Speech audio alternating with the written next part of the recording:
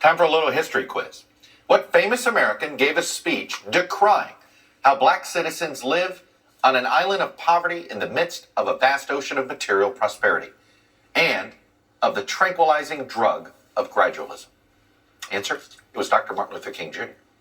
And he said it in his famous I Have a Dream speech. The fact that key parts of one of the most famous speeches in all of American history are unknown to so many of us is simply indicative of how we've struggled to tell the history of not just Dr. King, but of all African Americans in this country. Joining me now are Keith Mays, an associate professor of African American and African Studies at the University of Minnesota, and Joshua Johnson, anchor of Now Tonight, my colleague, also at NBC News and NBC News Now. Welcome to both of you. Keith, let me frame the conversation this way. Rashid Darden in Education Week back in 2018 wrote the following, and I think it very much is true today. Students don't typically have a great understanding of the Civil War, Reconstruction, the Jim Crow South, the racist North. There's really not much after Harriet Tubman until we get to the Civil Rights Movement. Their body of knowledge is focused on those couple of things rather than the interconnectedness, the intersections. And I think that's why I want to have this conversation and not almost utter the words critical race theory, because really what this is about is how do we improve the education of history in America? Keith, where do we begin? We begin by telling the truth, Chuck. I mean, I think you are right that all of these things are interconnected. I was listening to the conversation you had with Nicole Hannah-Jones, and 1619 indeed is a starting point. But we have to talk about the black colonial American experience, or the experience of people of color pre-American Revolutionary War, but also, what was going on in the new national period of the turn of the 18th century, leading up to the 19th century and the Civil War, abolition, Reconstruction, the post-Reconstruction period, progressivism. I think that in many ways, Chuck, I think we have missed an opportunity to understand what that through line has been from the very beginning, whether it's 1619 when the first 20 Africans were brought here, or 1607 when white people came here, all the way up to 2021. I mean, I think that there is something that is important for us to understand as we connect the dots throughout all of the centuries that this country has been the United States, even the colonial period. Joshua, we also have this other pattern when we do teach parts of African American histories. We fight it. Just think about the Dr. King holiday. Then when it's accepted, it gets watered down. Think about how I opened this segment, about how few people actually know all of the contents and substance of the I Have a Dream speech. How do we get out of that trap?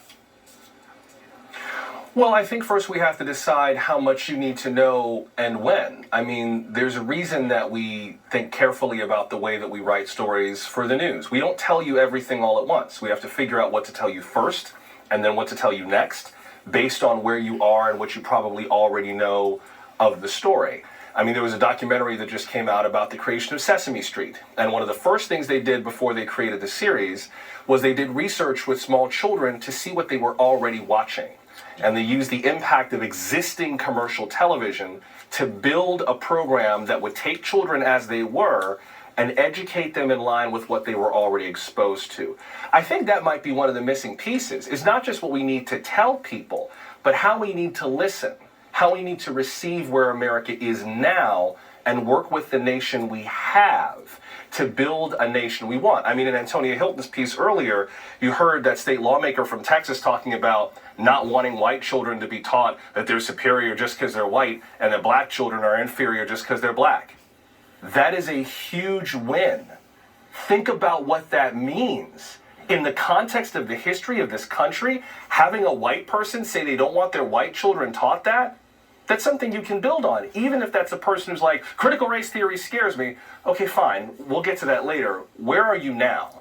I think we don't have a clear understanding of what America is ready to discuss now, because that's a need we can meet today. Keith, one of the things I've thought about is, it was 1975 that the president then, Gerald Ford, essentially declared February Black History Month. And it has served as a tool for educators to at least begin some teaching of African American history. There's a part of me that thinks if President Biden, if we didn't have that, and President Biden declared it today, we'd be having a very polarizing conversation about it. Absolutely right, Chuck. Because the extension of Black History Month from Negro History Week, the great Carter G. Woodson created that back in the 1920s, and it really flourished in the 1930s and 40s. That was the way that we actually taught Black history in public schools for many decades. This week of celebration, and what Carter G. Woodson envisioned was this thing that scholars call contributionism. What is the Black contribution to science and business and education? And that was a kind of a easy, fluffy history to place the Black contribution side by side with whites. But the Civil Rights Movement did something very important. It demanded that Black history is not embraced just in 1 week of February, but we want to actually begin to talk about what it means to be Black all year round. And so it's really the American bicentennial moment in 1976, Chuck, that opens up the calendar to extend that week into 3 additional weeks into 1 whole month. But I have to say that Black history is still ossified and frozen in time in that 1 month in the calendar year. And then once February 28th or 29th, depending on the year, once that goes, we are back to really not talking about Black history and the concerns of African Americans and their the things that they care about, whether it's social justice movements or what have you. We don't revisit it again until the next year. So this perennializing, this annualizing of Black history that's been around since the early days of Carter G. Woodson, we have not really moved beyond that, even in 2021. And that feels like, Joshua, how this debate opened up, is that there are educators who are trying to say, it isn't a month. This is American history. Good, bad, ugly, American history. And it seems that this is where the pushback comes in. Look, I'm a cynic. This feels like it's almost all being done for political gain short term. I'm an optimist. I think over time we'll get better at this, but I guess the question is, how long is it going to take? I think it's happening. I mean, there's another piece of the equation that we can't forget, and that's young people themselves. This debate about talking about race is over. Young people are doing it on their own. They are Googling the pink elephant that you told them not to talk about, and they're fascinated by this. So they're falling down Wikipedia rabbit holes about the truth about race in this country and talking about it with their friends as if this never occurred. I'm just not sure that there's actually going to be as much power in these laws as lawmakers think. I think there's going to be a lot of very resentful kids who realize that their parents were trying to hide the truth from them or lie to them about something fundamental about who they are. So the curriculum is part of it. Young people aren't dumb. They know that if you don't want them to know this, there must be something important there, and they might well Google it behind your back. In fact, I think they already are.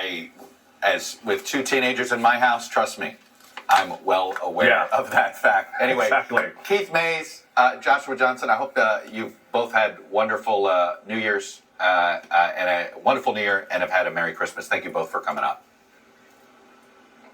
Thank you. That's all we have for today. Thank you for watching. I hope you're having a safe and Merry Christmas week. We'll be back next week and next year, because if it's Sunday, even in 2022, let's make the best. Okay, my final comments. All right. I like what one of the gentlemen said about youngsters investigating, researching for themselves. I love that. I have even started long time ago researching on my own. I just don't take whatever any historian or any so-called professor says. No, I go on my own and in research. One more point that I forgot to mention about Nikole Hannah-Jones. In her book, she mentions that America went to the Revolutionary War to separate from England to preserve slavery. So if that's the case, that means that England was against slavery and that our founding fathers were pro-slavery. Because if that's the case, I think England would have been the most worshipped country in the world today by people of African descent. I don't believe that for 1 second. That war happened, the War of Independence happened to preserve slavery. England started slavery here in America. So that does not make sense at all. I need her to produce, because I have read history. I have tried to find something in which England was opposed to slavery and that the founding fathers went to war because they wanted to preserve it. I haven't found it. I have not found it. And that's academic dishonesty. That's academic dishonesty. So I hope you have enjoyed these videos regarding critical race theory. So, and my point is, teach the facts regardless who likes it or not. What you're not to do is transfer the sins of those who came before to the present generation. Do not generalize. Those statements that white people are no good, that all of them are inherently racist, that America is no good, has never been good, and is still the same like in the days of the slave trade. You cannot, don't tell me that it's still the same. It is not the same. Okay? I'm a foreigner. And I'm telling you, if that was the case, that America was never good, that is no good, I would not be here. I will not be here. America is good. I came here 40 years ago, and I can tell you America is good. Okay? So don't go to the extremes. Just teach history. Okay? Don't try to make it, don't try to create animosity. Just teach it. And always say what happened. Teach about the history of racism in this country. Teach it. But do not put labels in an entire race. That's my point. Thank you.